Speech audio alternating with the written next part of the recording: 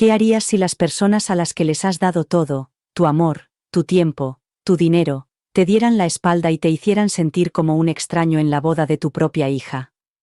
¿Y si, tras años de sacrificios y apoyo, decidieran que no eres más que una chequera y un mero sustituto? Esta no es solo la historia de una boda. Se trata de la traición en su forma más silenciosa, aquella que no viene acompañada de gritos ni portazos, sino de sonrisas forzadas, indiferencia y el dolor inconfundible de ser excluido deliberadamente. Esta es la historia de una madre que vio cómo se le escapaba su única hija.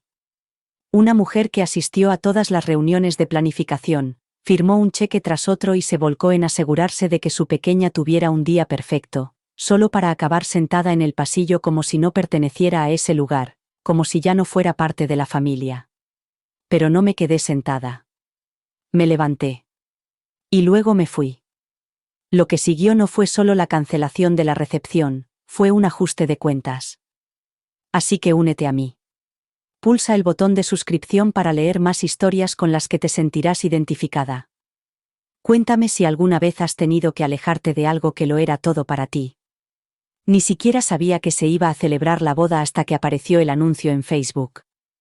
Así fue como me enteré, a través de una pantalla. Una foto de su mano, con el anillo que sabía que no podía permitirse, y el pie de foto. Estoy deseando casarme con mi mejor amiga. Ni una llamada. Ni una visita. Solo una imagen cuidadosamente filtrada y recortada, compartida con el mundo antes de compartirla conmigo. Mi hija. Mi única hija. Al principio, me dije a mí misma que era un descuido. Que tal vez estaba emocionada, atrapada en el momento. Que la llamada llegaría más tarde.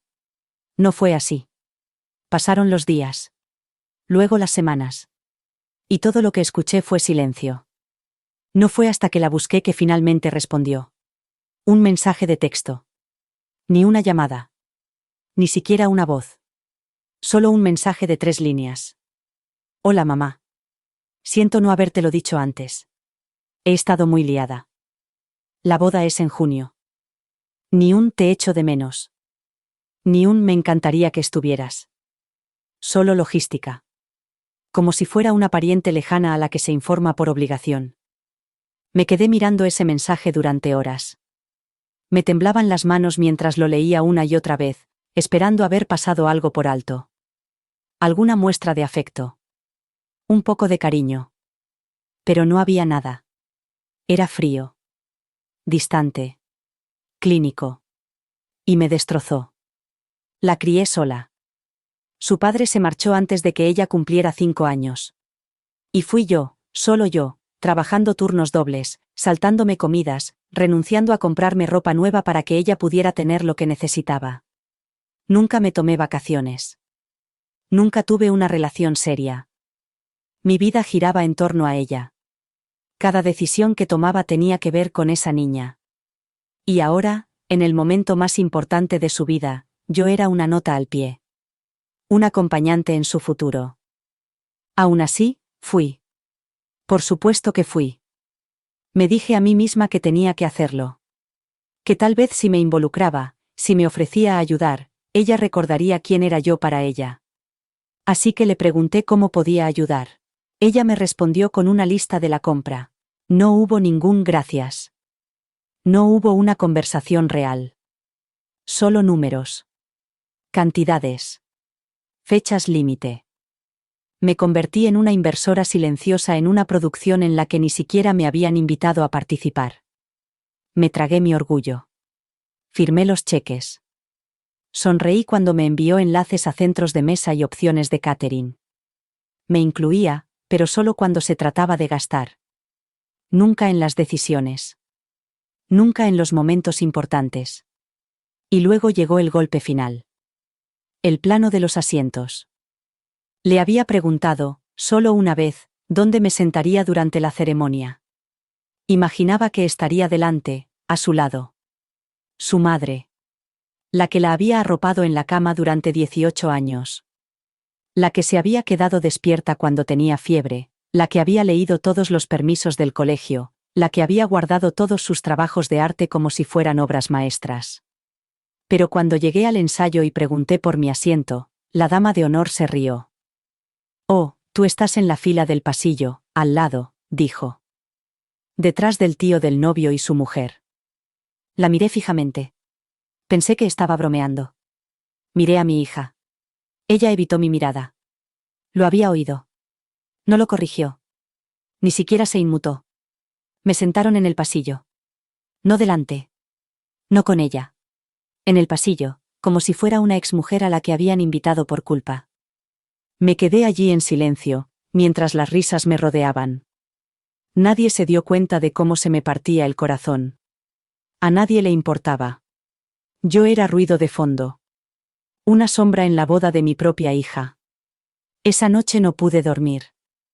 Me quedé mirando al techo, reviviendo cada momento de su infancia como si fuera una película en bucle. Sus primeros pasos. Su primer desengaño amoroso. El día que se graduó y se giró para buscarme entre la multitud. ¿Dónde estaba aquella niña? Y lo más importante. ¿Qué me había pasado a mí? Me había dejado reducir a una cartera con pulso. Había permitido que ella y todos los que la rodeaban reescribieran quién era yo. Ya no más. Así que la mañana de la boda, hice la maleta, llamé al lugar de la celebración, y cancelé el catering. Cancelé las flores. Cancelé el pago al fotógrafo. Todo. Todos los contratos estaban a mi nombre. Todas las facturas estaban vinculadas a mi cuenta. Si no querían una madre, tampoco tendrían una benefactora. Y entonces salí por la puerta. Sin dejar nota. Sin decir adiós. Solo silencio. Que sintieran lo que yo había sentido todo este tiempo. Invisible. No deseada. Olvidada. No apagué el teléfono cuando me fui, quería escuchar las consecuencias. Quería sentir cada vibración, cada llamada, cada mensaje de voz que llegaría en cuanto se dieran cuenta de lo que había hecho. Que, por una vez, había tomado el control. Que por fin había dicho que no. Pero, a medida que pasaban las horas y mi teléfono permanecía en silencio, me golpeó más fuerte que cualquier grito o insulto. No llamaron. Ni una sola vez. Ni ella. Ni el novio. Ni siquiera una de sus damas de honor para intentar suavizar las cosas. Ese silencio era ensordecedor. No fue hasta casi medianoche, mucho después de que la ceremonia hubiera comenzado, cuando llegó el primer mensaje. De ella, por supuesto. Solo una línea. ¿Qué demonios has hecho? Sin mamá. Sin puntuación. Sin signo de interrogación. Solo un mensaje seco y enfadado, como si fuera una desconocida que le hubiera arruinado el brunch, y no la mujer que había pagado cada centímetro de su fantasía y había sido relegada a un segundo plano. Me quedé mirando la pantalla durante un largo rato, con el pulgar sobre el botón de responder. Podría haberle dado una explicación. Podría haberle dicho que me sentía herida, humillada, descartada. Podría haberle dicho que verla mirarme como si no formara parte de su vida había roto algo en mí que nunca podría volver a arreglarse. Pero no lo hice. En lugar de eso, apagué el teléfono. Porque ya no le debía nada. Los días siguientes fueron extraños. Tranquilos. No dejaba de esperar que alguien apareciera en mi puerta. Su prometido. Su madre. Un amigo, tal vez. Pero no vino nadie. No les interesaba mi versión de la historia. No les interesaba yo. Lo que querían era un villano. Alguien a quien culpar. Y yo les había dado exactamente eso. No sabían que la empresa de catering estaba a 2 horas de cargar los camiones cuando hice la llamada. Que la florista acababa de terminar de atar los ramos cuando le dije que cancelara el pedido. Que la fotógrafa, una joven que yo misma había elegido y a la que había pagado un anticipo, me había dado las gracias, sí, me había dado las gracias por dejarla pasar el fin de semana con su padre enfermo. Lo que no sabían, lo que ni siquiera preguntaron, era que no lo había hecho por rencor. Lo hice porque por fin había abierto los ojos. No se trataba de una boda. Se trataba de una hija que había superado a su madre como un abrigo viejo. Algo que había llevado durante años hasta que dejó de favorecerle. Y cuando ya no le quedaba bien, lo tiró sin molestarse siquiera en doblarlo. Me había borrado de su vida mucho antes de sentarse en el pasillo. Simplemente no quería creerlo. Quería creer que todavía me veía. Que, en el fondo, todavía importaba. Que todos los sacrificios, todas las vacaciones perdidas, todas las facturas sin pagar, todas las veces que me quedé hasta medianoche para terminar un informe del trabajo después de ayudarla con un proyecto del colegio, significaban algo. Que no había sido invisible todo ese tiempo. Pero en el momento en que me encontré en ese ensayo, escuchando a unos desconocidos decirme dónde podía sentarme, algo dentro de mí se rompió. Me di cuenta de que no formaba parte de la vida que ella estaba construyendo. Yo era una nota al pie. Una fuente de financiación. ¿Y ahora? Ahora por fin era libre. Libre de la culpa. Libre del amor no correspondido. Libre de fingir que la proximidad significaba cercanía. La siguiente vez que sonó mi teléfono, era un número que no reconocí. Casi no contesté, pero la curiosidad pudo más. Era la gerente del local. Solo quería avisarte, dijo con cautela. Están amenazando con emprender acciones legales. Por supuesto que lo harían. Era el siguiente paso lógico. Si la manipulación emocional no funcionaba, había que contraatacar con algo más frío. Algo que dejara rastro. No ganarán, dije con calma. Los contratos están todos a mi nombre. Pagados con mi dinero. No se debe nada. No se entregó nada. Cancelé dentro del plazo legal. Ella dudó. Me lo imaginaba. Solo pensé que querrías saberlo. Le di las gracias. Luego colgué. No lloré. Tampoco me sentí triunfante. Solo me sentía vacío. Porque, por muy acertado que hubiera sido marcharme, seguía doliendo muchísimo darme cuenta de que la persona a la que más quería en este mundo no me quería, no de la forma que yo necesitaba. Y ahora el polvo se estaba asentando. Y yo estaba de pie entre los escombros. Sola. Pero prefería estar sola en la verdad que rodeada de gente que solo amaba lo que yo les daba, no quién era yo. No salí de casa durante 3 días. No porque me estuviera escondiendo. No porque me avergonzara. Sino porque estaba agotada de una forma que no sabía que existía. No era el tipo de agotamiento que se cura con dormir. Esto era diferente. Era algo que llegaba al alma. Como si hubiera pasado los últimos 25 años vaciándome poco a poco y la jarra finalmente se hubiera quedado vacía. Las persianas permanecieron cerradas. El teléfono apagado. Y yo simplemente. Existía. Preparaba té que no bebía. Me sentaba en habitaciones que apenas recordaba haber decorado. Y esperaba, no sabía muy bien qué. Quizás a que me invadiera la culpa. Quizás a que me alcanzara el pánico. Quizás a que alguien, cualquiera, llamara a la puerta y me preguntara si estaba bien. Pero nadie lo hizo.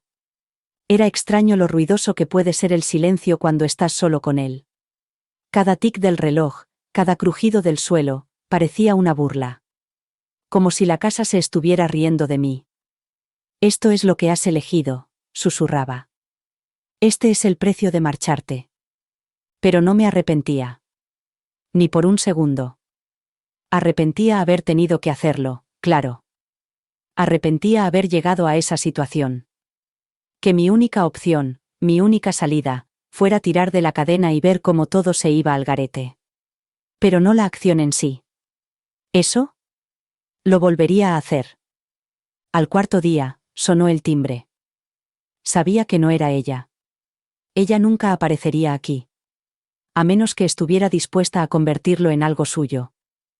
A menos que pudiera convertirlo en una escena dramática en la que yo fuera la madre cruel que arruinó su boda y se negaba a pedir perdón. Pero este timbre era diferente. Era demasiado suave. Demasiado vacilante. Abrí la puerta y me encontré a su prometido allí de pie. Bueno, tal vez. Esa parte aún no estaba clara. Parecía incómodo. Se movía de un lado a otro como un niño al que han pillado en la casa equivocada. Llevaba la corbata aflojada. Parecía que no hubiera dormido. Por un breve instante, vi al hombre que mi hija había elegido y me pregunté si sabía en lo que se había metido. Hola. Dijo con voz incómoda y forzada. ¿Puedo pasar? No respondí. Simplemente me hice a un lado.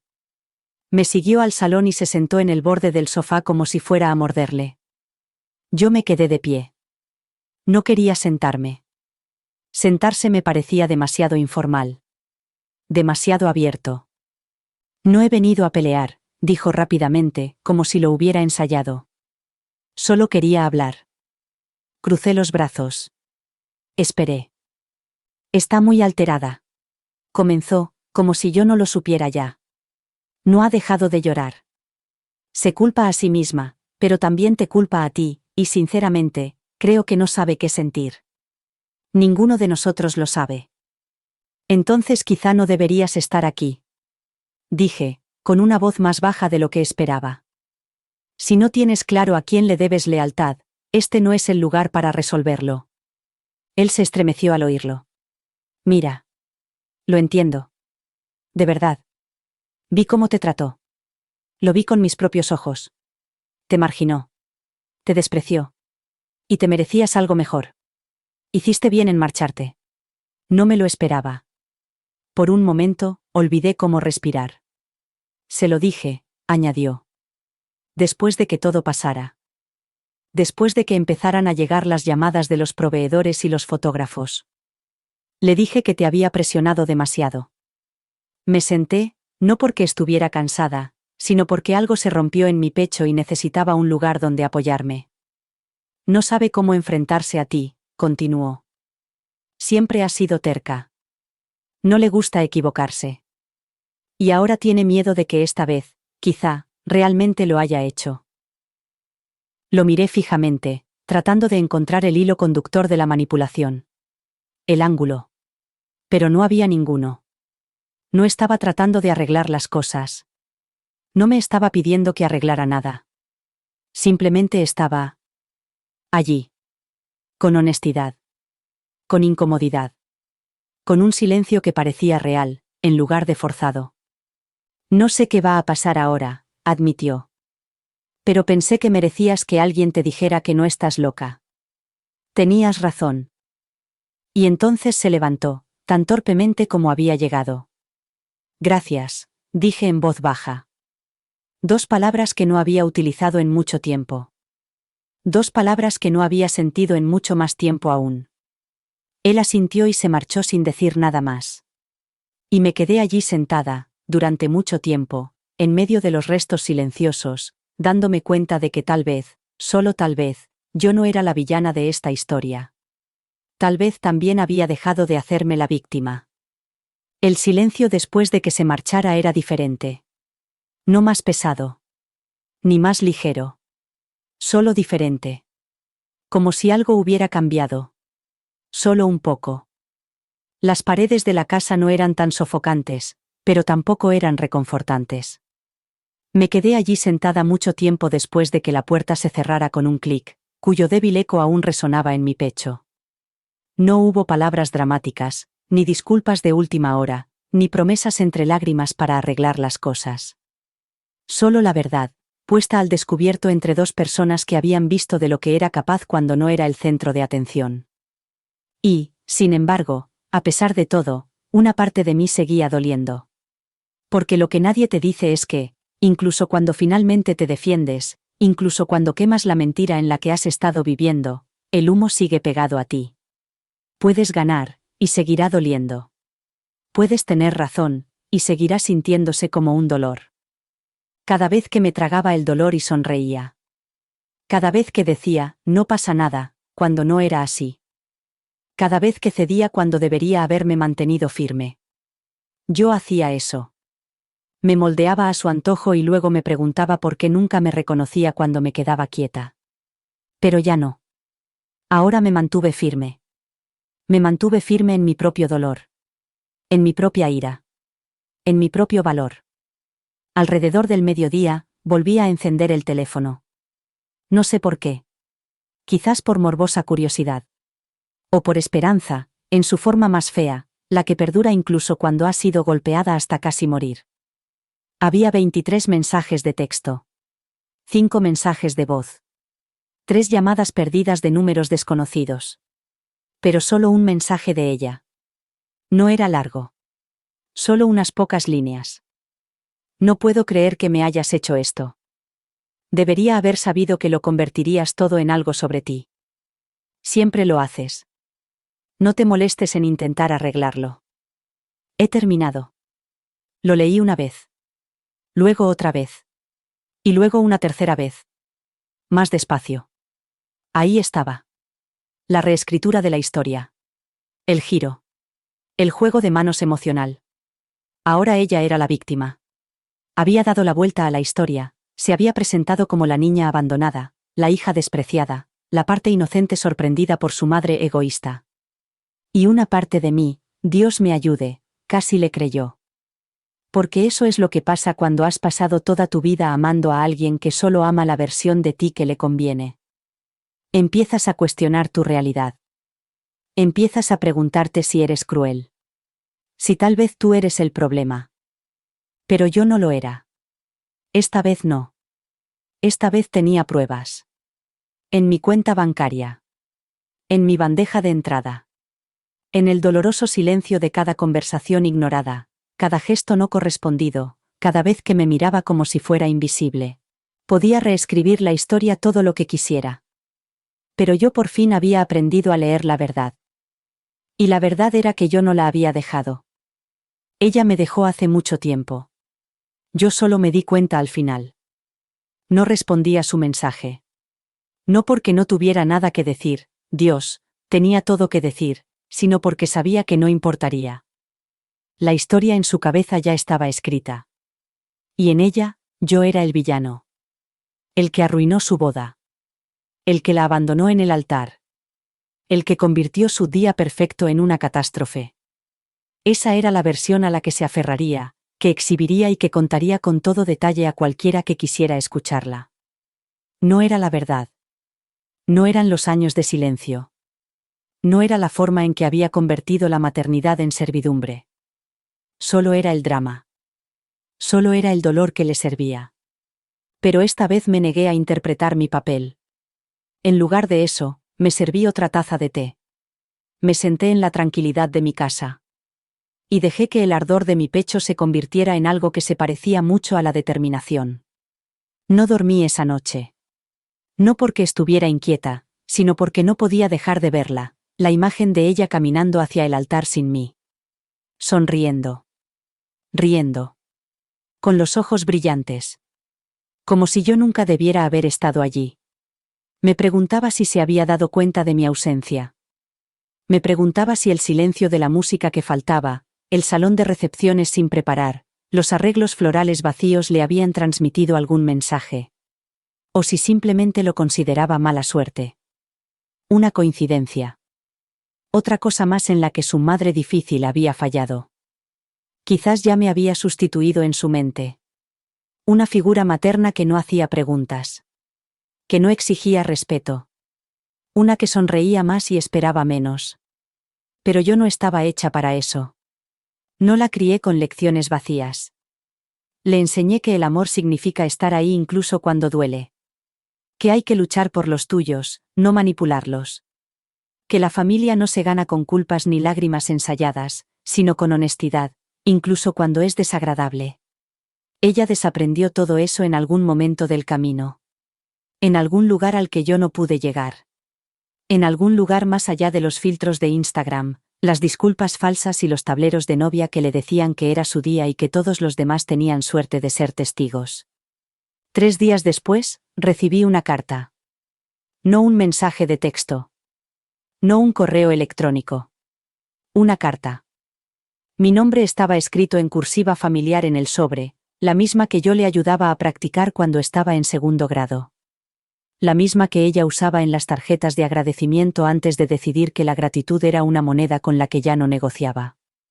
La miré durante horas antes de abrirla. Era corta. Media página. Pero cada palabra estaba empapada de veneno. Decía que la había avergonzado delante de su familia. Que nunca se recuperaría de la humillación. Que la gente estaba hablando.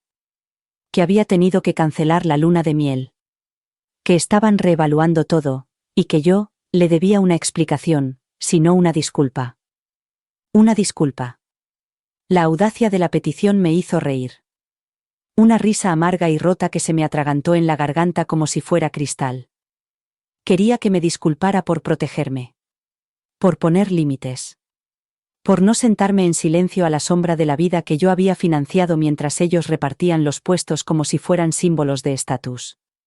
Ella no quería paz. Quería obediencia. Doblé la carta con cuidado, la volví a meter en el sobre y la guardé en el fondo del cajón que una vez había llenado con sus dientes de leche, sus tarjetas de cumpleaños, sus dibujos a lápiz de muñecos con nuestros nombres garabateados debajo. El cajón que antes me hacía sentir como en casa. Ahora solo me hacía sentir como una tumba. No le respondí. ¿Qué podía decirle? ¿Que todavía la quería? Lo hacía. Con intensidad. De una forma que me aterrorizaba. Pero el amor sin respeto es veneno. Te devora vivo mientras tú te entretienes fingiendo que sabe a miel. Nadie te dice lo que se siente al llorar a alguien que todavía está vivo. Llorar por una relación que sigue respirando sin haber revivido nunca. Es como tener una fotografía de alguien a quien conociste y darte cuenta de que esa persona nunca te vio como tú la veías. Eso es en lo que se convirtió ella. Una extraña con mis ojos. Mi sangre, pero nada de mi corazón. Estaba harta de perseguir fantasmas. Harta de desangrarme por gente que lo calificaba de demasiado en cuanto pedía algo a cambio. No era venganza. No era rencor. Era supervivencia. Y por fin me había elegido a mí misma. La mañana después de guardar su carta en ese cajón, me quedé frente a él durante mucho tiempo. Simplemente allí, mirando. No a la carta, ni al cajón en sí, sino a lo que se había convertido. Antes era un lugar para guardar recuerdos. La prueba de que había sido una buena madre. Ahora contenía un tipo diferente de evidencia. Esa carta, doblada con precisión, con una letra cuidadosa y una intención cruel escondida entre las líneas. Abrí el cajón y volví a sacar la carta. La leí lentamente, esta vez sin pestañear. Cada frase, cada acusación, estaba perfectamente diseñada. No para iniciar una conversación. No para acortar distancias. Sino para hacer daño. Ella sabía lo que hacía. Siempre lo había sabido. No puedo creer que me hayas hecho esto. No a nosotros. A mí. Esa única palabra era la que más me dolía. Como si yo fuera solo un personaje secundario en la historia de su vida. Como si no la hubiera alimentado, criado, sacrificado los mejores años de mi vida por su comodidad, su futuro, su felicidad. No podía creer que, por una vez, hubiera elegido ser yo misma. Debería haber sabido que lo harías todo por ti. Ese fue el segundo golpe. Esa acusación cansada y afilada. La que siempre se utiliza cuando una mujer se niega a seguir cediendo. Cuando deja de transformarse en algo aceptable. Eres egoísta, dicen. Como si el egoísmo fuera simplemente el acto de decir no más. ¿La ironía de todo esto? Nunca había hecho nada por mí. Toda mi vida había girado en torno a las necesidades de los demás. Primero su padre, que me dejó sin nada y luego me culpó cuando no quedaba nada. Luego ella, que me quitó hasta la última gota de amor, y de alguna manera, decidió que aún no era suficiente. Y finalmente, después de todo ese tiempo, me levanté. Dejé de ser útil. Y, de repente, era egoísta. Doblé la carta por última vez, más despacio esta vez, y la llevé hasta la chimenea. Sin ceremonias. Sin melodramas. La puse en la rejilla, encendí una cerilla y la dejé arder. El papel se curvó sobre sí mismo, ennegreciéndose por los bordes como si supiera que había sido descubierto en una mentira. Las llamas eran silenciosas, pero el calor era real. No aparté la mirada hasta que la última chispa se convirtió en ceniza. En ese momento dejé de esperar una disculpa. En ese momento dejé de esperar cualquier cosa. Porque me di cuenta de algo brutal y necesario. El cierre no viene de otras personas. No viene envuelto en perdón o arrepentimiento. Viene de la decisión de dejar de tender la mano ensangrentada, suplicando que alguien deje de cortarla. Ya había terminado de suplicar. Esa tarde llamé a mi abogado. Habíamos hablado una vez, años atrás, cuando revisé mi testamento para incluirla. Ella acababa de empezar la universidad. Recuerdo que le dije lo orgullosa que estaba. Que iba a cambiar el mundo. Lo había construido todo pensando en ella, cada cuenta, cada activo, cada centavo guardado en ahorros destinado a ser su herencia. Hola, soy Marlene, dije con voz firme. Necesito hacer algunos cambios. Hizo una pausa y luego preguntó con delicadeza. ¿En el testamento? Sí. No preguntó por qué. No hacía falta. Quedamos en vernos la semana siguiente. Colgué el teléfono y me quedé allí sentada, respirando para soportar todo el peso de la situación. No era tristeza. Ni alivio. Era algo más tranquilo. Como ver cómo la marea se lleva lo que te ha estado sujetando y darte cuenta de que la arena bajo tus pies se siente más firme sin ello. Había pasado tanto tiempo construyendo un futuro para ella. Ahora construiría uno para mí. Aunque tuviera que empezar desde cero. Aunque nadie estuviera a mi lado. Aunque eso significara aprender a ser mi propio legado. Porque la verdad era simple. Ella había tomado su decisión. Y ahora, yo estaba tomando la mía. La mañana que me senté frente a mi abogado, llevaba el mismo abrigo negro con el que había enterrado a mi madre. No por simbolismo. No por dramatismo. Sino porque necesitaba una armadura. Algo pesado. Algo que me recordara que había sobrevivido a cosas peores que esto. Que podía entrar en esa sala y deshacer años de intenciones sin desmoronarme por completo. Me saludó con la misma sonrisa cortés de siempre, profesional, ensayada, cautelosa. No le devolví el saludo. Ya no tenía espacio para la cortesía. No después de todo lo que había pasado. Me senté. Le entregué la carpeta. Y pronuncié las palabras como si estuviera cortando un cable. Quiero que la eliminen de todo. Parpadeó. Marlene.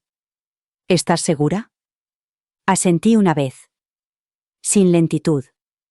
Sin vacilación. Con firmeza. No preguntó por qué. Eso es lo que tienen los buenos abogados. Saben distinguir entre el dolor y la lucidez. No confunden la emoción con la debilidad. Abrió la carpeta, pasó las páginas hasta llegar a las que tenían su nombre completo, el que le puse el día que nació, y lo tachó con un solo trazo rojo. Ni siquiera fue dramático. Solo una línea. Un gesto. Como si nunca hubiera existido en ese lugar. Sentí cómo se me encogía el pecho, como si me hubieran partido en dos. No lloré. No en esa oficina. No delante de alguien que todavía me veía capaz. Inteligente. Me lo tragué como si fuera medicina, amarga, pero necesaria. Ella nunca sabría lo difícil que fue hacerlo. Nunca entendería lo que significó para mí firmar esos papeles. Que no era solo por el dinero. No se trataba de venganza. Era el lento y constante borrado de todos los sueños que tenía de dejarle algo cuando me fuera. De seguir siendo importante incluso después de la muerte. Y quizá eso fue lo más duro, darme cuenta de que había pasado décadas planeando un legado para alguien que ya no me veía como parte de su futuro. Cuando llegué a casa, la casa estaba demasiado silenciosa otra vez. Ese tipo de silencio que no es tranquilo. El que se siente como un castigo. Todas las fotos seguían colgadas en la pared. Todos los recuerdos seguían vivos en los muebles, en la alfombra, en la forma en que la luz incidía en las esquinas de la cocina donde ella solía sentarse a hacer los deberes. Era como si mi vida aún no se hubiera puesto al día con la realidad. Ella se había ido. Pero todo seguía pareciendo que ella estaba allí. Así que empecé a hacer las maletas. No todo. Solo lo suficiente para sentir movimiento. Vacié los cajones de viejas tarjetas de cumpleaños. Doblé el vestido que llevó a su graduación del instituto y lo guardé en una caja con la etiqueta «Recuerdos que no pedí perder». Quité los marcos de fotos de la pared uno por uno, con cuidado de no romper el cristal con las manos. No se trataba de borrarla. Se trataba de liberarme. Porque me había aferrado al pasado como si aún pudiera salvarme. Como si tal vez, si aguantaba lo suficiente, ella se daría la vuelta y me diría: ahora te veo. Pero no lo haría. Lo había dejado claro. Y lo más doloroso de amar a alguien que ya te ha dejado es darte cuenta de cuánto tiempo has permanecido atrás. Esa noche, me senté en el suelo del salón rodeada de cajas y dejé que el silencio me invadiera. Esta vez, no luché contra él. No intenté llenarlo.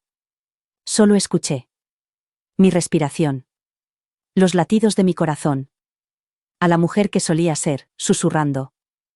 Lo has conseguido. Porque lo había conseguido.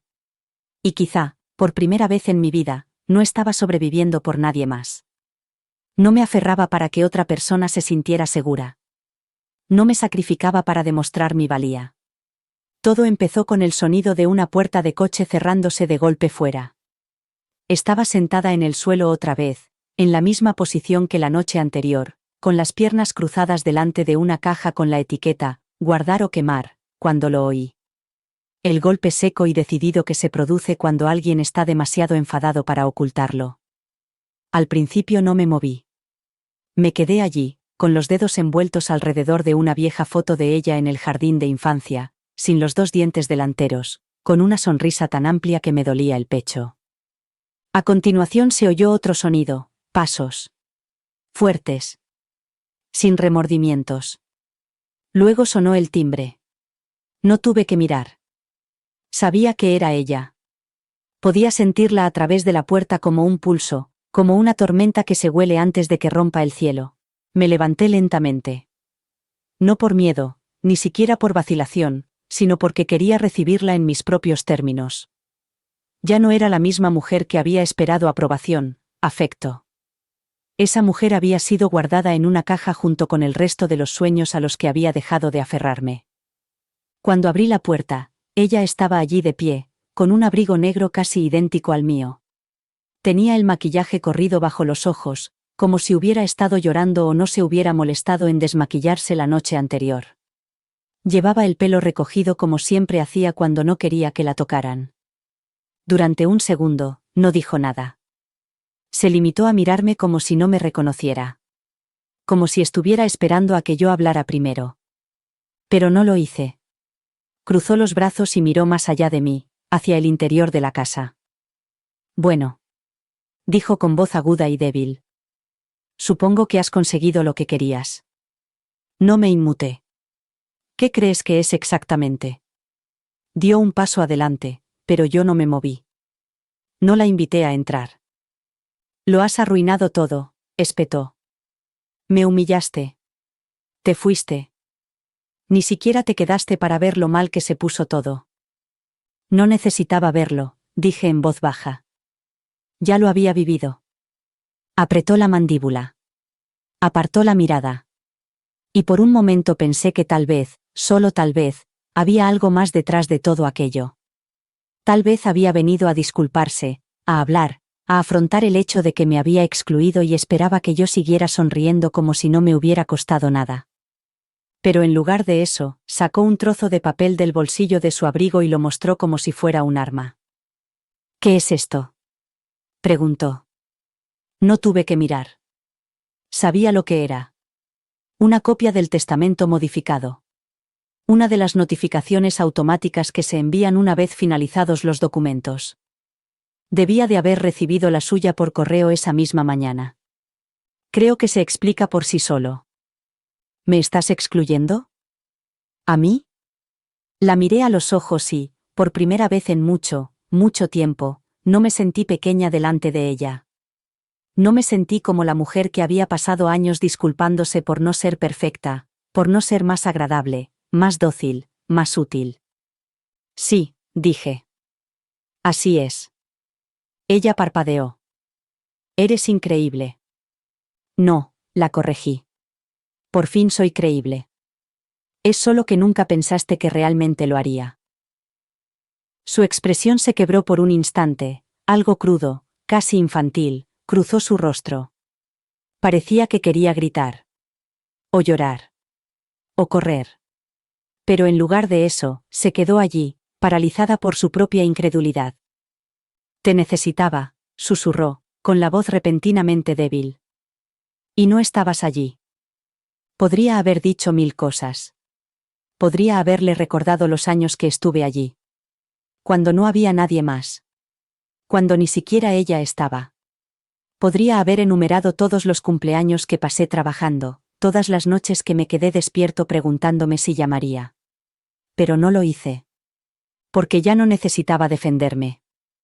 Siempre estuve allí, dije en su lugar. Tú dejaste de verme. Sus labios se entreabrieron como si quisiera responder, pero no salió nada. Y entonces, sin más, se dio la vuelta. Caminó hacia su coche. Sin disculparse. Sin reconocer nada.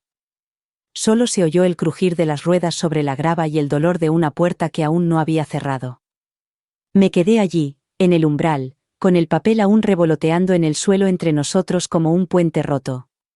Pero no lo recogí. No la perseguí.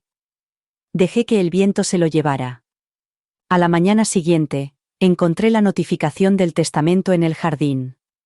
Húmedo por la lluvia de la noche, con las esquinas rizadas y la tinta ligeramente borrosa. Había volado con el viento durante la noche, y se había posado como una verdad olvidada entre los rosales que planté cuando ella todavía me llamaba mamá. Lo miré fijamente durante un largo rato antes de agacharme para recogerlo. El sobre se había abierto y el papel estaba arrugado y débil. No lo volví a leer. No era necesario. Sabía lo que decía. Ella también lo sabía. Podía fingir que no. Podía enfurecerse, gritar y lanzar palabras como cuchillos, pero nada de eso cambiaría el hecho de que yo había cortado el último hilo. El que ella pensaba que siempre estaría ahí, por mucho que tirara. Dejé caer el papel en la papelera sin ceremonias. Dejé que la tapa se cerrara como un ataúd. Se acabó. Ni siquiera era mediodía cuando llegó la siguiente carta. No era de ella, era de él. John. Reconocí la letra antes de abrir el sobre. Todavía podía verla en cada declaración de impuestos conjunta, en cada tarjeta de cumpleaños que firmaba apresuradamente, en cada nota adhesiva pasivo-agresiva que solía dejar en la nevera cuando aún vivía aquí. No quería abrirla. Pero lo hice. Por supuesto que lo hice. Porque, incluso después de todo, una parte de mí seguía necesitando saber hasta dónde había llegado la podredumbre. La carta tenía 4 páginas. Escribía como un hombre que se creía racional. Razonable. El tono de alguien que quería parecer preocupado, pero no podía ocultar la sonrisa burlona detrás de sus frases. Decía que estaba decepcionado por cómo había manejado las cosas. Que había avergonzado a nuestra hija, y por extensión, a él. Decía que estaba en espiral. Que mi decisión de excluirla de mi testamento era prueba de que era emocionalmente inestable. Me recordó lo generoso que había sido durante el divorcio. Como si lo hubiera olvidado. Como si su generosidad no hubiera venido acompañada de condiciones, exigencias y ultimátums. Como si yo no hubiera reconstruido mi vida desde cero mientras él jugaba a las casitas con su nueva esposa y una tarjeta de crédito que yo había pagado. Terminó la carta diciendo que había hablado con alguien, que podría haber motivos de preocupación, y que, si las cosas seguían así, habría que tomar medidas. La amenaza no era explícita. Pero estaba ahí. Enroscada bajo la tinta como una serpiente esperando para atacar. Ahora trabajaban juntos. Él y ella. Padre e hija, unidos no por el amor, sino por el control. Y yo era el enemigo común. Debería haberme destrozado. Hace años, lo habría hecho. Cuando aún quería que las cosas volvieran a ser como antes. Cuando aún creía que si daba un poco más, si cedía un poco más, me verían. Me querrían. Me protegerían. Pero ya no. Doblé la carta, la llevé a la trituradora y la introduje en ella. No porque estuviera enfadada. Porque había terminado. En ese momento me di cuenta de algo aterrador y liberador. No iban a parar. No iban a despertarse una mañana llenos de remordimientos y ternura. No iban a pedir perdón, a suplicar que les perdonara, a verme como algo más que un obstáculo en el camino hacia lo que creían que les debían. Así que dejé de esperar que actuaran con decencia. Llamé a Linda, mi abogada. Le dije que se preparara para una escalada. Le pregunté qué protecciones podía poner en marcha. Poder notarial. Directivas médicas. Bloqueos financieros. Todo. Que sea hermético, le dije. Sin lagunas, sin acceso. No me importa lo que intenten, quiero ser una fortaleza. No hizo preguntas. Solo dijo. Entendido.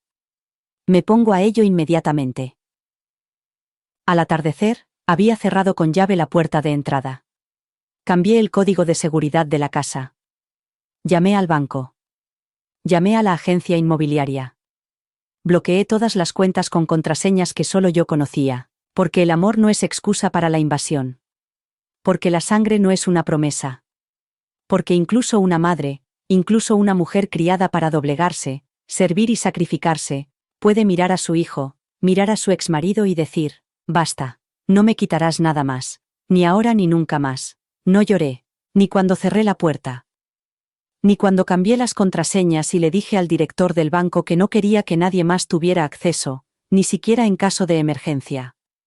Ni cuando me senté en la oficina de mi abogado firmando un documento tras otro que reforzaban legalmente los muros que rodeaban mi vida.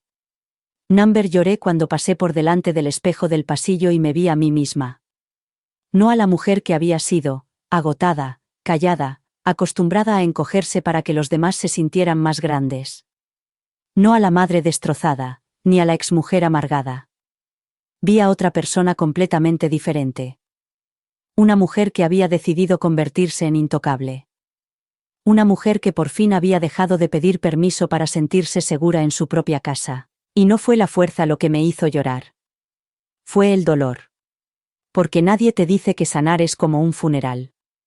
Que protegerte a ti misma a veces significa enterrar la versión de ti que todos amaban, simplemente porque era muy fácil hacerle daño. Esa noche, me serví una copa de vino, no para celebrar, ni siquiera para calmarme, sino para marcar algo. Una línea invisible entre quien había sido y quien nunca volvería a ser. Me senté en el salón, descalza sobre el suelo de madera, con una pila de viejos álbumes de fotos a mi lado. No para recordar. No para torturarme. Sino porque necesitaba ver las pruebas. Necesitaba recordarme a mí misma que nada de eso era imaginario. Que no había inventado la historia entre nosotros por soledad o decepción. Cada página lo confirmaba. Yo, de pie bajo la lluvia, sosteniendo su pequeña mano bajo un paraguas demasiado pequeño. Yo, sosteniéndola en mi regazo mientras lloraba por una rodilla raspada, con la cabeza escondida en mi pecho. Yo, en todas las obras de teatro del colegio, en todas las graduaciones, en todos los hitos en los que su padre convenientemente tenía un conflicto, o no podía asistir, o simplemente no aparecía. Yo siempre estaba allí. Hasta que dejé de estarlo. Y ni siquiera fue por elección propia. Hablan del amor de una madre como si fuera algo ilimitado, infinito. Y quizá lo sea. Pero ilimitado no significa sin límites. Y durante años les dejé creer que sí. Les dejé tomar, y tomar, y tomar. Porque pensaba que ese era el precio de ser necesaria. El coste de ser relevante. Pero la necesidad no es amor. El control no es cuidado. Y la proximidad no es presencia. Me llevó mucho tiempo desaprender eso. A la mañana siguiente, recibí otra carta. Esta no era de John. Tampoco era de ella. Era de un bufete de abogados que no reconocí, con un sello elegante en relieve en la parte superior. Lenguaje frío. Formal. Notificación de intención de solicitar la tutela. Ahí estaba. El siguiente paso. Iban a intentar declararme mentalmente incapacitada. Tomar el control de mis finanzas. De mis decisiones médicas. De mis propiedades. De todo lo que había construido. No habían terminado. Por supuesto que no. No se trataba de amor. Se trataba de poder. De la herencia. de asegurarse de que la mujer a la que ya no podían manipular fuera despojada de todas las opciones que le quedaban. Leí la carta 2 veces. Luego, una tercera vez. Y entonces, por primera vez en semanas, me reí. Porque me habían subestimado de nuevo. Seguían creyendo que era débil. Seguían creyendo que me derrumbaría bajo la presión. Que me acobardaría, colapsaría y les suplicaría que pararan. Pero no se daban cuenta de algo crucial. Yo ya había muerto una vez. Esa mujer tranquila, leal y llena de culpa a la que solían culpar para someterla, ya no existía. ¿La que estaba en su lugar? No le daba miedo los tribunales. No le daban miedo las campañas de desprestigio, ni los rumores en la iglesia, ni las cenas familiares que nunca volverían a celebrarse. Ahora no le daba miedo nada, porque no tener nada que perder significa no tener nada que temer. Llamé a Linda inmediatamente. Han presentado la demanda, le dije, sin intentar suavizarlo. Hubo una pausa al otro lado del teléfono. ¿Están tratando de declararte incompetente? Sí. Entonces lucharemos. Expondremos cada detalle. Cada correo electrónico. Cada pago. Cada movimiento manipulador que hayan hecho. Tú déjame manejar la ley. Tú solo sé honesto. Honesto. Porque la verdad iba a doler. Para ellos. Para mí. Para cualquiera que pensara que la familia siempre era sagrada. Para cualquiera que pensara que la sangre debía ser una excusa para la traición. Pero no me importaba. ¿Querían guerra? Muy bien. Se la daría. Pero esta vez, llevaría todos los recibos. Todas las heridas. Todos los momentos en los que me mordí la lengua cuando debería haber gritado. Y lo quemaría todo antes de dejarles quitarme lo que era mío. La primera vez que entré en la sala del tribunal, no sentí nada. Ni miedo. Ni ansiedad. Ni vergüenza. No porque no estuviera enfadada. Ni porque no entendiera lo que estaba en juego, sino porque por fin había hecho las paces con lo peor que podía pasar, que ganaran. Podrían convencer a un juez de que era inestable, de que estaba en declive, de que había tomado una serie de decisiones emocionales e irracionales y que ya no se podía confiar en mí para cuidar de mi vida. De que necesitaba ser protegida, de mí misma. Pero nunca podrían decir que había guardado silencio. Nunca podrían decir que no había luchado. Así que entré con la cabeza alta, la mandíbula apretada y el corazón preparado para todas las miradas que sabía que recibiría. John ya estaba sentado en primera fila.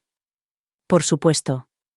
Llevaba un traje gris impecable, como si se hubiera vestido para una entrevista de trabajo, no para una emboscada legal contra la mujer a la que una vez juró amar. No me miró. Cobardía disfrazada de elegancia judicial. A su lado estaba mi hija. Vestida de negro. No de un negro sombrío. Ni de un negro respetuoso. De un negro de diseño. Parecía que iba a un brunch, no a una audiencia que podría determinar si su propia madre sería despojada de su autonomía. Apenas miró en mi dirección. Y cuando lo hizo, sus ojos se deslizaron más allá de mí como si fuera una desconocida en la cola del supermercado. En ese momento dejó de dolerme. Esa única mirada, la que no vio nada, no recordó nada, no sintió nada. Me dejó vacía de la forma más permanente y definitiva. No se puede llorar por alguien que ya te ha enterrado. Linda estaba sentada a mi lado. Tranquila. Imperturbable. Su presencia era un faro que me guiaba a través de la tormenta que ya había decidido que no me ahogaría. Esperamos. Entonces entró el juez. Mayor. De mirada aguda. El tipo de hombre que había escuchado cientos de casos como el mío, pero que aún llevaba el peso de cada uno de ellos en su rostro. No sonrió. No frunció el ceño. Solo escudriñó la sala con ojos que veían demasiado y confiaban muy poco. Perfecto. Comenzó la audiencia. El abogado de John fue el primero. Un hombre engreído con un traje 2 tallas más caro de lo que valía. Hablaba con una preocupación calculada, con voz condescendiente, como si yo fuera un jarrón frágil a punto de caerse de un estante alto. Presentó sus pruebas. Los retiros bancarios que había hecho recientemente. Los contratos de boda cancelados. El testamento actualizado. Todo ello citado como signos de inestabilidad emocional, paranoia y comportamiento cuestionable, de una mujer que solía ser tan razonable. Luego presentaron las declaraciones. Los correos electrónicos entre mi hija y yo, que ella había recortado convenientemente, eliminando todos los insultos que había enviado, todos los desaires crueles, dejando solo mis respuestas, despojadas de contexto, apestando a desesperación. Ha mostrado un comportamiento errático, su señoría, dijo el abogado. Ha alejado a su única hija. Ha tomado decisiones financieras abruptas. Ha desheredado a su familia. Estas no son las decisiones de una mujer sana. No me inmuté. Le dejé hablar. Dejé que amontonara las palabras como tierra sobre un ataúd. Porque sabía lo que vendría después. Linda se puso de pie cuando llegó nuestro turno. No alzó la voz. No era necesario. Presentó todos los recibos. Todos los pagos que había hecho para la boda. Los mensajes de texto que había recibido después de sentarme en el pasillo. El largo historial de mi apoyo, económico, emocional y físico. Y luego, como el clic constante de una cerradura al girar, presentó el testimonio. Una declaración de mi médico, mentalmente sana, físicamente independiente. Una carta de mi asesor financiero, estable, coherente, cautelosa. Una declaración de mi vecina. Marlene es más inteligente que la mayoría de las personas que tienen la mitad de su edad, sabe exactamente lo que hace. Y entonces Linda se volvió hacia mí. ¿Desea decir algo?, me preguntó. Me puse de pie. Mis manos no temblaban. Miré al juez a los ojos. No miré a John. No le di la satisfacción de reconocer su presencia. Me llamo Marlene Roberts, dije. Crié a mi hija sola después de que su padre nos abandonara. Trabajé en 3 sitios para alimentarla, educarla y mantenerla a salvo. La incluí en mi testamento cuando cumplió 18 años porque creía que honraría lo que había construido. Creía que se preocuparía por lo que algún día dejaría atrás. Hice una pausa. No para causar efecto. Para respirar. Por el dolor. Pero me equivoqué. Ella no me quiere. Quiere lo que puedo darle. No le importa mi bienestar. Le importa el acceso. El control. El poder. No estoy aquí porque haya perdido el contacto con la realidad. Estoy aquí porque por fin he dejado de sacrificarme para mantener la ilusión de familia de otra persona. Silencio. El juez no dijo nada durante un largo rato. Pero cuando finalmente habló, lo hizo con gravedad. Volveremos a reunirnos la semana que viene para que dicte mi sentencia, dijo. Hasta entonces, la señora Roberts conserva el control legal total de sus asuntos. Eso fue todo. El mazo no cayó. Pero todo mi interior sí lo hizo. No estaba roto. Estaba liberado.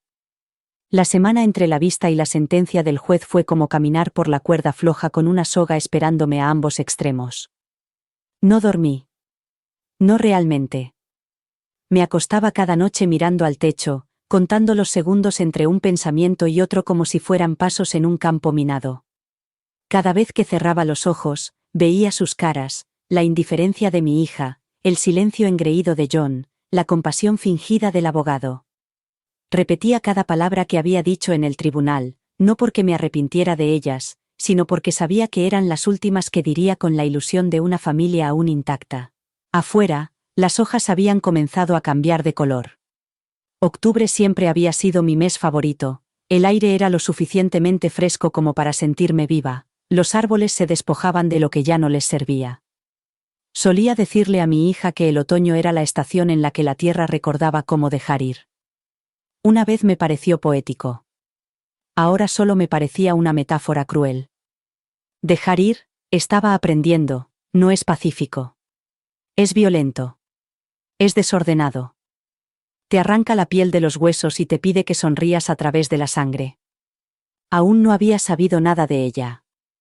Ni desde el tribunal. Ni un mensaje, ni una llamada, ni siquiera un correo electrónico escrito con cuidado y con los dientes apretados. Y no esperaba nada. Si se parecía en algo a su padre, y Dios me ayudara, se parecía, ya estaría contando su versión a cualquiera que la escuchara. Es inestable. Es dramática. Me está castigando porque por fin le planté cara. La proyección se escribe sola. Hace semanas que dejé de mirar las redes sociales. No necesitaba ver la historia lacrimógena que había preparado. Las citas inspiradoras sobre establecer límites y elegir la paz, publicadas como escudos, como si no hubiera pasado el último año desangrándome mientras sonreía a la cámara. Linda me llamó 3 días antes de la sentencia. Hay algo que debes saber, me dijo, y se me hizo un nudo en el estómago, como siempre que alguien empezaba una frase así. Hizo una pausa, como si estuviera preparándose para mi reacción. Han empezado a ponerse en contacto con el periódico local. No dije nada. Están intentando difundir una versión. John está pasando información a un periodista, diciendo que eres volátil, impredecible, que el juicio es por protección de menores. Casi me echo a reír. Protección de menores, repetí, con un sabor amargo en la boca. ¿De qué? ¿De pensar por mí misma? Linda no se rió conmigo. Te están pintando como la agresora. Tienes que estar preparada. Si el fallo nos es favorable, y creo que lo será, intensificarán sus ataques. Por supuesto que lo harían. Porque la verdad nunca había sido suficiente para ninguno de los dos. Lo que importaba no era lo que era real. Lo que importaba era lo que se podía creer. Y la gente siempre se cree más rápido que una madre se ha vuelto loca que una hija se ha vuelto cruel. Después de colgar, me senté en el porche por primera vez en semanas. Envuelta en una manta, con el té enfriándose en mis manos. El viento había arreciado y sacudía los árboles hasta que sonaban como si estuvieran aplaudiendo en un funeral al que nadie quería asistir. Recordé cuando tenía 5 años y se cayó de la bicicleta en esta misma entrada. Se raspó la piel, se sangró las rodillas y lloraba como si le hubieran roto el corazón. Corrí a su lado, la levanté, le besé el pelo y le susurré que estaba bien, que yo estaba allí, que siempre estaría allí. Y ahora ella estaba destrozando a esa mujer en los titulares. Desmontándome pieza a pieza. Intentando convencer al mundo de que yo era una amenaza cuando solo había sido un escudo. Esa noche, escribí una carta. No para ella. Para mí misma. Escribí todo. Cada momento en el que había tragado el dolor para mantener la paz. Cada vez que había elegido el silencio en lugar de la verdad, la resistencia en lugar de la dignidad. Escribí sobre la boda. Sobre el asiento del pasillo. Sobre la forma en que me miraba como si fuera un inconveniente en la historia de su vida. Escribí hasta que me acalambró la mano, las palabras se me nublaron y el aliento me salía entre dientes. Luego la doblé. La guardé en el mismo cajón donde solía estar su carta, ahora vacío. No como un registro. Como un recordatorio. ¿De quién era yo? De lo que había sobrevivido. De la mujer en la que me había convertido cuando nadie más apareció. Y cuando llegó la mañana del veredicto, me desperté sin ser su madre, sin ser la exmujer de John, sin ser una mujer en juicio. Sino Marlene Roberts. Íntegra. Firme. Y por fin, libre de tener que explicar por qué merecía ser tratada como un ser humano. La mañana del veredicto, el cielo estaba pesado. Una de esas mañanas grises y hinchadas en las que la luz apenas se filtra a través de las nubes, y todo parece contener la respiración. Me paré frente al espejo de mi dormitorio y abroché mi abrigo lentamente, como si me estuviera vistiendo para un funeral. En cierto modo, lo estaba. No era el funeral de mis derechos, ya no. Esa amenaza había llegado y se había ido, y yo la había afrontado de frente. No, esto era algo más profundo. Más permanente. Hoy era el entierro de la ilusión. De la esperanza. De la última pizca de fe en que tal vez, solo tal vez, habría una versión de esta historia en la que mi hija entraría y diría: lo siento. Me equivoqué. Ahora te veo. No lo haría. Lo sabía. Y aún así, Esa última brasa seguía viva dentro de mí, brillando en la oscuridad, negándose a morir. Pero hoy iba a apagarla yo misma. Linda me esperaba fuera del juzgado. Su presencia, como siempre, era tranquilizadora, de líneas limpias, expresión serena, mente aguda. No me preguntó cómo estaba. Sabía que no era el momento. Simplemente caminó a mi lado, firme y segura, mientras entrábamos en el edificio donde mi propia hija había intentado destrozarme en público. La sala del tribunal estaba más fría que la última vez. John estaba allí, por supuesto, fingiendo ser impenetrable, pero sin conseguirlo. Tenía los labios demasiado apretados, los ojos demasiado orgullosos, el cuerpo demasiado relajado, creía que había ganado algo solo por haberme arrastrado hasta allí. A su lado, mi hija parecía una sombra de sí misma. Llevaba el pelo recogido en un moño severo, sin pendientes, sin sonrisa, vestida de beige como si pensara que la neutralidad podía enmascarar sus intenciones. Pero yo aún podía verlo en sus ojos, esa distancia calculada, esa renuencia a suavizarse incluso ahora, incluso allí. Tenía los brazos cruzados y la mandíbula apretada. No había venido en busca de la verdad. Había venido a verme quebrantarme. Y fue en ese momento cuando me di cuenta de que nunca me había conocido. Entró el juez. Sin preámbulos. Sin poses. Solo con su tranquila autoridad. Hojeó sus notas y luego levantó la vista, recorriendo la sala con la mirada, deteniéndose en cada uno de nosotros como si estuviera midiendo nuestro peso antes de dictar sentencia. Y entonces habló. He revisado todos los documentos, testimonios y pruebas complementarias proporcionadas por ambas partes, dijo con voz baja y deliberada. No veo signos de deterioro cognitivo, inestabilidad emocional o disminución de la capacidad. Más bien al contrario. Mi pecho permaneció inmóvil, congelado entre latidos. La señora Roberts ha demostrado ser plenamente consciente de sus decisiones, de sus implicaciones y de sus derechos legales. Está lúcida, es coherente y tiene plena capacidad para gestionar sus asuntos. Se deniega la solicitud de tutela, de forma permanente. No golpeó el mazo.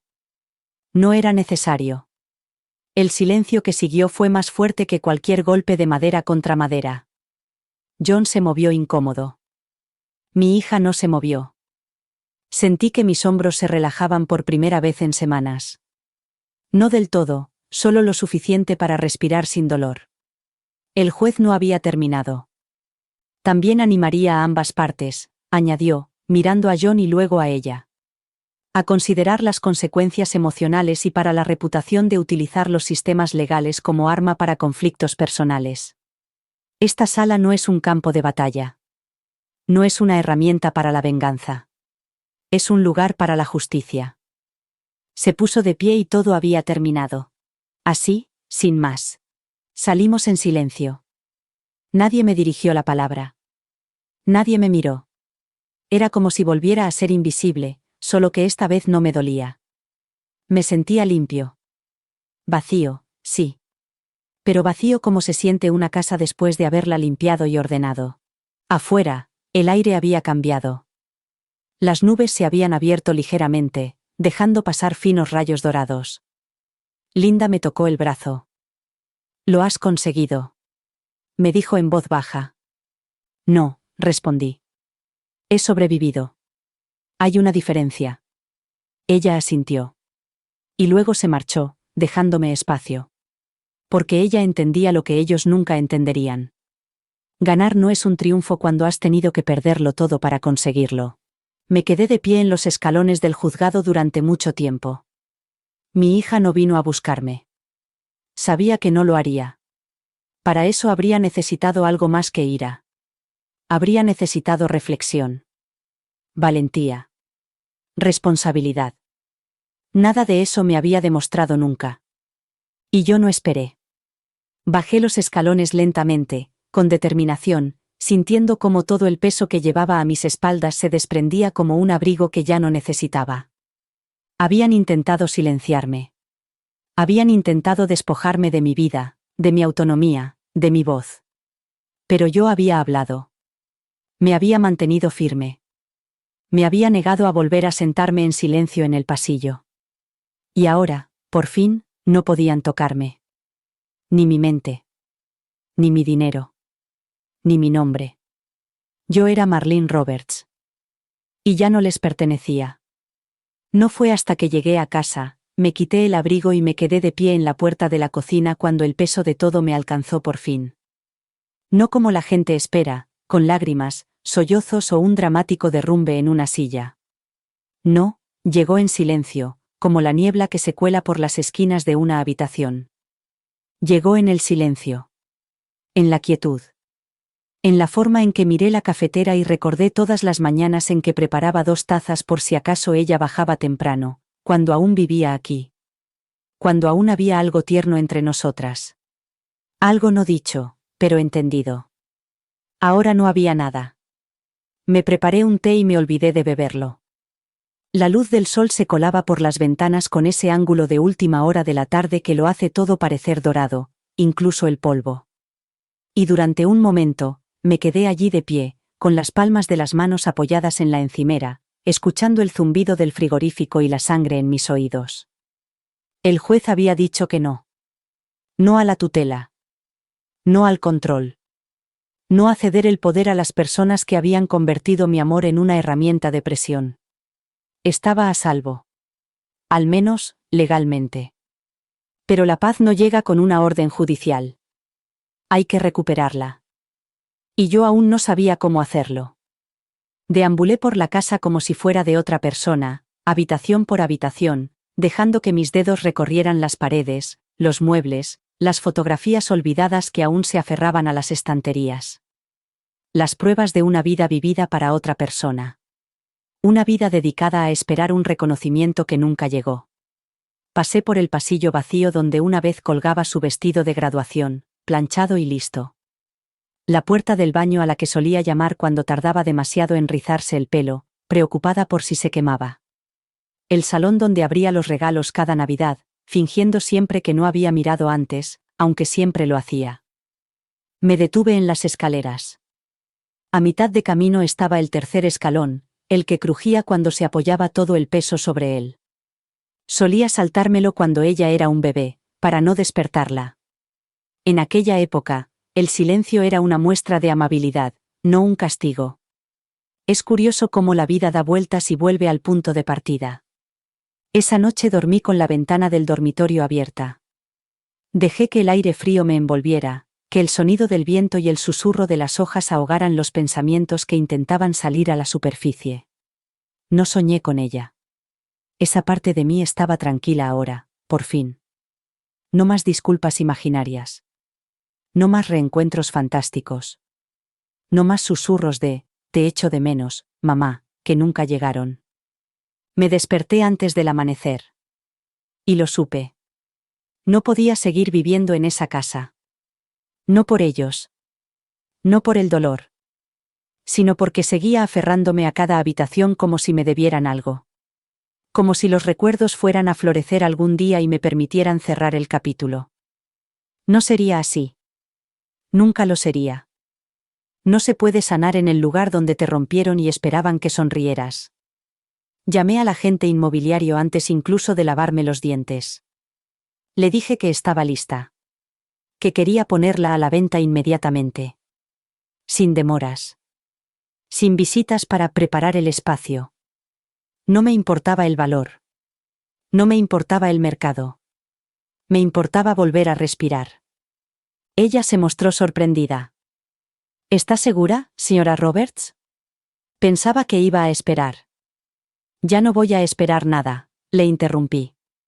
Hice las maletas lentamente. Con cuidado. No tenía prisa, pero era precisa. Quemé algunas cosas, tarjetas antiguas, cartas, recibos de la boda a la que nunca asistí. Otras las guardé en cajas para donarlas. Unas pocas las conservé. No porque necesitara los recuerdos, sino porque me pertenecían a mí antes de pertenecerle a ella. Al final de la semana, la casa estaba vacía. Ecos donde antes había ruido. Pasos que no sonaban igual. La casa no se resistió. Lo sabía. Siempre lo había sabido. Lo había presenciado todo, el silencio, la manipulación, el lento desmoronamiento de la maternidad hasta convertirse en martirio. Era hora de dejarlo ir. Las 2.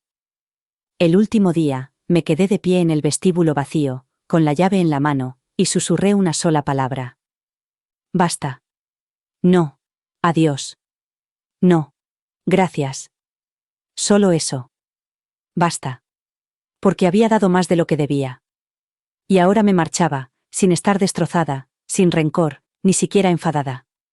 Simplemente había terminado. La puerta se cerró detrás de mí. Y, por primera vez en décadas, no había nadie que me preguntara a dónde iba. Así que me metí en el coche, salí del camino de entrada y no miré atrás, porque lo único que me quedaba era seguir adelante. Y por fin era mío. La carretera se extendía ante mí como una vena, larga, sinuosa, palpitando con el peso de todo lo que dejaba atrás. No tenía ningún plan. En realidad, no. No tenía ningún destino marcado en el GPS. Solo una dirección, lejos. Y a veces, eso es todo lo que necesitas saber. Conduje durante horas. Pasé los límites de la ciudad. Pasé el condado. Atravesé campos que se tornaban dorados bajo el sol y luego oscurecían con la llegada de las nubes. Dejé que los kilómetros marcaran la distancia entre mí y la casa, entre mí y el tribunal, entre mí y todos los fantasmas que habían aprendido a pronunciar mi nombre como si fuera una carga. No se trataba de escapar. Se trataba de recuperar algo. En algún momento del camino, me di cuenta de que no tenía a nadie a quien avisar. Nadie a quien enviar un mensaje de texto diciendo: llegué bien. Nadie que se preocupara por mí al caer la noche. Nadie sabía dónde estaba. Y en lugar de miedo, sentí alivio. Hay algo sagrado en ser imposible de localizar. Cuando tu vida ya no pertenece al horario de otra persona, a las expectativas de otra persona. Cuando por fin dejas de representar tu identidad ante personas que nunca te vieron en primer lugar. Cuando llegué a un motel de carretera, pequeño, anodino, pero limpio, el sol ya se había puesto. Encendí una lámpara, tiré la bolsa sobre la cama y me senté como si mi cuerpo acabara de recordar cómo era estar cansado. No era agotamiento físico.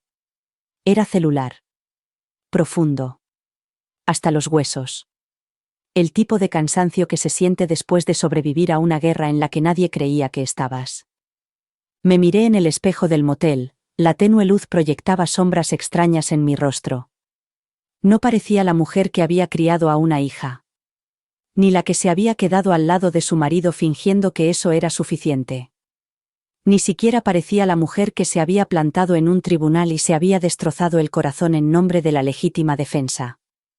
Parecía una mujer que no pertenecía a nadie. Y me gustaba. A la mañana siguiente, me desperté con el sol, hice las maletas en silencio y volví a ponerme en marcha. No por inquietud, sino por instinto. No quería quedarme demasiado tiempo en un mismo sitio. Todavía no. El pasado seguía estando demasiado cerca.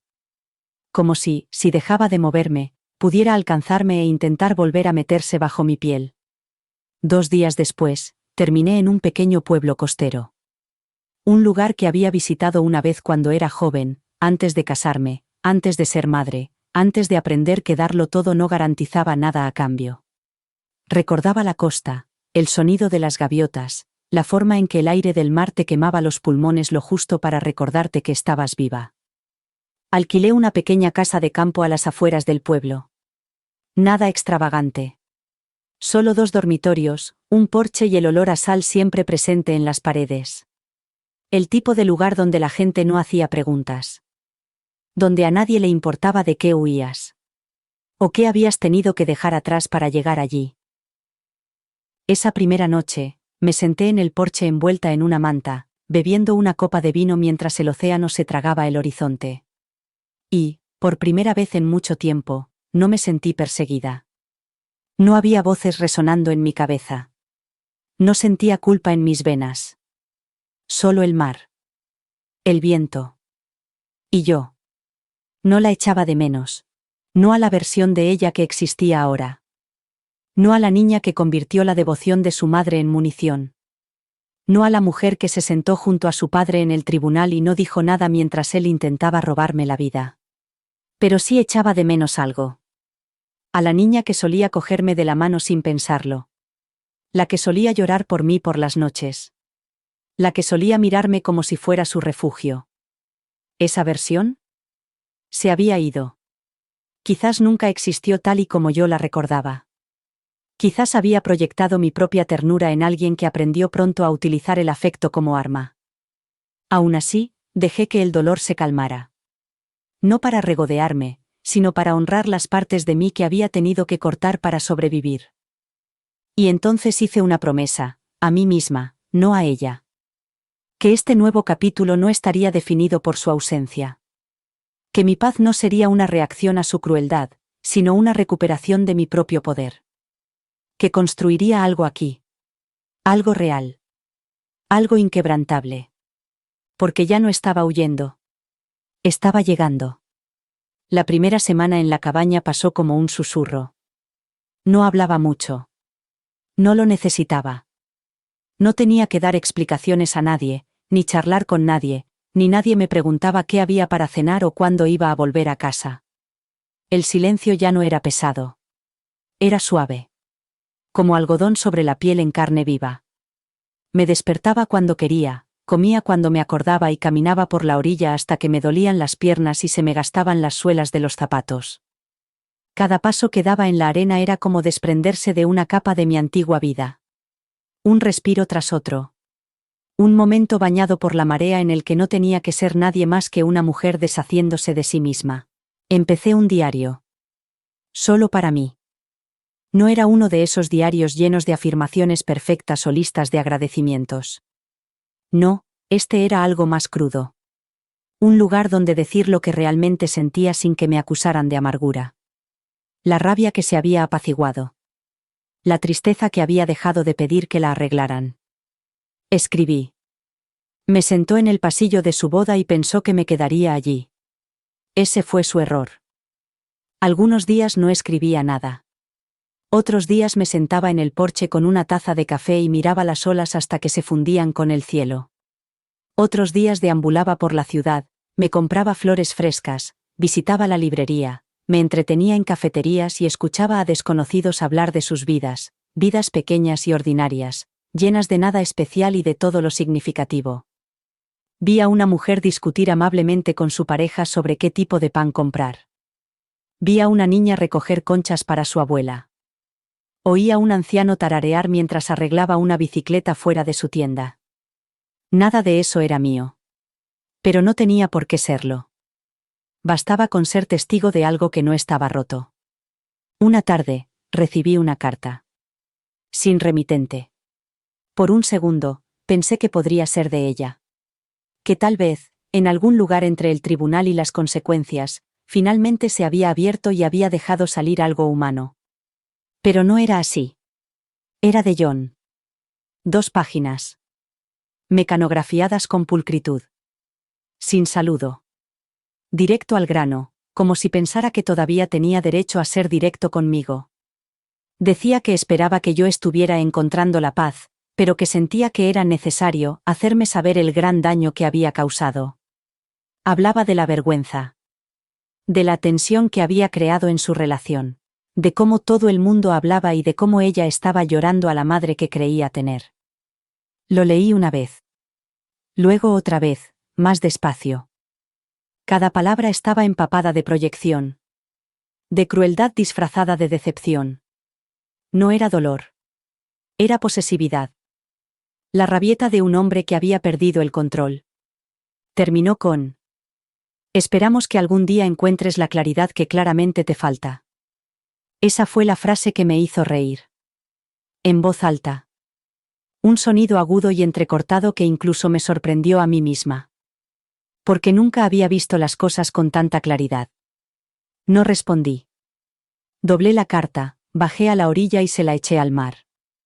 El papel se oscureció, se ablandó y luego se deslizó bajo el agua como si nunca hubiera importado. Esa noche, encendí un fuego en la chimenea y me senté con las piernas cruzadas frente a él, observando cómo las llamas se retorcían como bailarinas.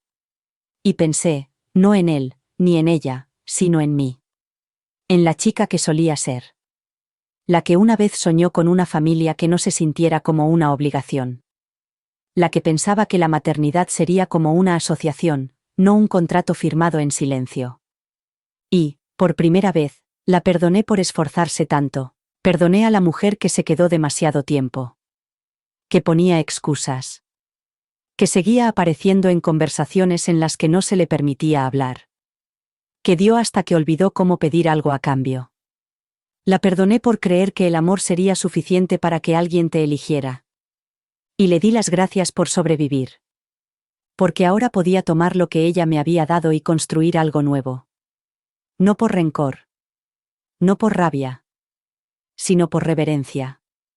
Esta nueva vida, esta vida tranquila, intensa y sagrada, no era un retroceso. Era una resurrección. Ocurrió un domingo. Uno de esos domingos que parecen transcurrir lentamente a propósito. La luz se filtraba a través de las cortinas de lino como miel, cálida y dorada, y el aire exterior olía ligeramente a sal marina y piedra húmeda. Acababa de regar las suculentas en macetas del porche, mi pequeño y obstinado intento de cuidar algo que no pedía demasiado, cuando lo vi. Un sobre. Más grueso que el último. Escrito a mano. Las letras tenían una inclinación familiar. Su nombre. Lo miré como si tuviera dientes. Durante un largo momento, no me moví. Mi mano se quedó suspendida sobre la pila de correo, como si tocarlo fuera a arrastrarme hacia atrás, hacia algo de lo que ya había luchado con uñas y dientes para salir. Pero la curiosidad es una ladrona silenciosa. Y yo siempre he sido culpable de dejar que me abra las cerraduras. Así que lo llevé dentro, me senté a la mesa de la cocina, donde nadie más había comido nunca conmigo, y lo abrí lentamente, como si fuera a explotar. Dentro había 8 páginas. 8 páginas desiguales, frenéticas, manchadas de tinta, todas escritas de su puño y letra. No estaban mecanografiadas. No estaban ensayadas. No eran estériles ni aprobadas por un abogado. Era su voz, cruda sobre el papel. Empezaba con la palabra, mamá. Me recosté en la silla y exhalé por la nariz. No porque la palabra me ablandara, sino porque no lo hacía. Porque la distancia entre el título y la persona que lo había escrito se había vuelto tan grande que parecía que se dirigía a un fantasma. Las primeras líneas eran una disculpa. Pero no del tipo que yo esperaba. No era, siento haberte hecho daño. No era, siento haber intentado quitarte todo lo que habías construido. Era, siento que hayas sentido que te hice daño. Estaba pasando por un momento muy difícil. Eso no es una disculpa. Es una evasiva disfrazada de remordimiento. Aún así, seguí leyendo. Porque quería entender cómo lo veía ella. Necesitaba ver la versión de mí que vivía en su mente. Habló de su boda. Del estrés, la presión, lo abrumada que se sentía por las expectativas. De cómo no se había dado cuenta de lo que significaría sentarme a un lado. De cómo pensaba que lo entendería. Que no era nada personal, solo logística. Como si la dignidad fuera logística. Como si ser relegada a un segundo plano en la vida de tu propio hijo pudiera ser otra cosa que personal. Mencionó el tribunal. Brevemente. Dijo que ojalá no hubiera llegado tan lejos. Que papá se involucró demasiado. Que los abogados empeoraron las cosas. Que quizá podría haber sido diferente si hubiéramos hablado. Pero habíamos hablado. O lo habíamos intentado. Le había pedido, una y otra vez, que me viera. Que me escuchara. Que dejara de utilizarme como apoyo cuando le convenía y como chivo expiatorio cuando no. Le había pedido que me viera como una persona, no solo como un recurso. Y cada vez, me respondía con silencio. O peor aún, con una empatía manipuladora que convertía mi dolor en prueba de mi inestabilidad. Luego llegaron las últimas 3 páginas. Ahí fue donde empezaron a aparecer las grietas. Me dijo que había estado viendo a alguien. A un terapeuta. Que no se trataba de mí, sino de ella. Del peso que había llevado toda su vida, la vergüenza, la presión por rendir, por ser perfecta, por complacer. Que estaba empezando a darse cuenta de lo mucho que me lo había hecho pagar. De lo mucho que había utilizado mi amor como arma porque siempre estaba ahí. Porque nunca se había agotado. Admitió esa parte. Dijo. Siempre has estado ahí. Y nunca te di las gracias porque pensaba que siempre estarías. Esa fue la primera frase que me impactó. Esa fue la que rompió algo dentro de mí. Recordé la mirada en sus ojos el día que le dije que iba a vender la casa. El pánico que no era por mi marcha, sino por perder un lugar al que volver. Una red de seguridad que ella había destrozado, pero que aún esperaba que la sostuviera. La furia que solo los hijos con un derecho inquebrantable pueden sentir. Me había confundido con algo permanente. Terminó la carta con una pregunta. ¿Podemos hablar? Solo eso. Sin número de teléfono. Sin exigencias.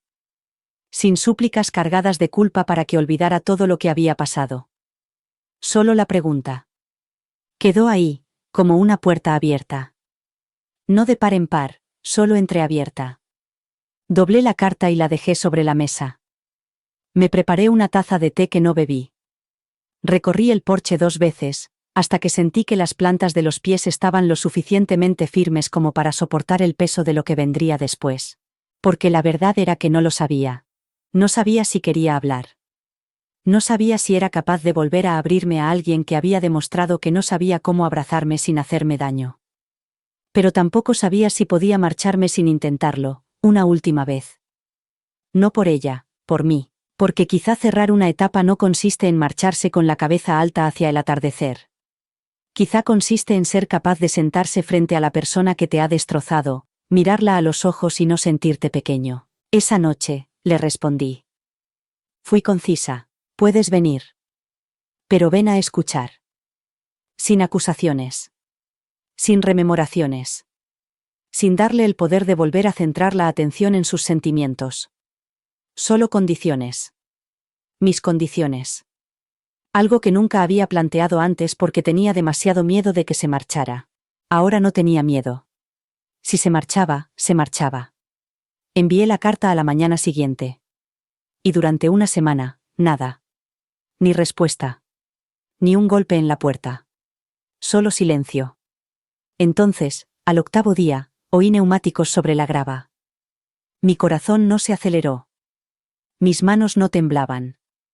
Me quedé de pie mirando por la ventana mientras ella salía del coche, sin maquillaje, sin una expresión cuidadosamente estudiada, solo ella.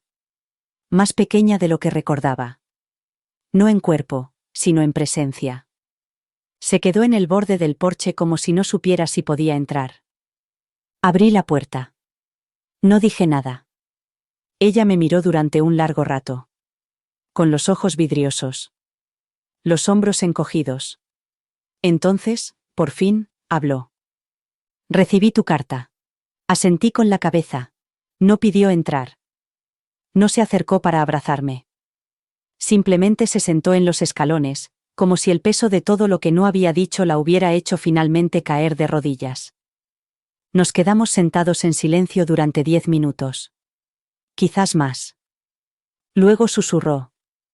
No sabía cómo dejar de necesitarte sin resentirme contigo. No respondí. No hacía falta. Porque por fin estaba diciendo algo real. Y yo, por fin, me sentía vista.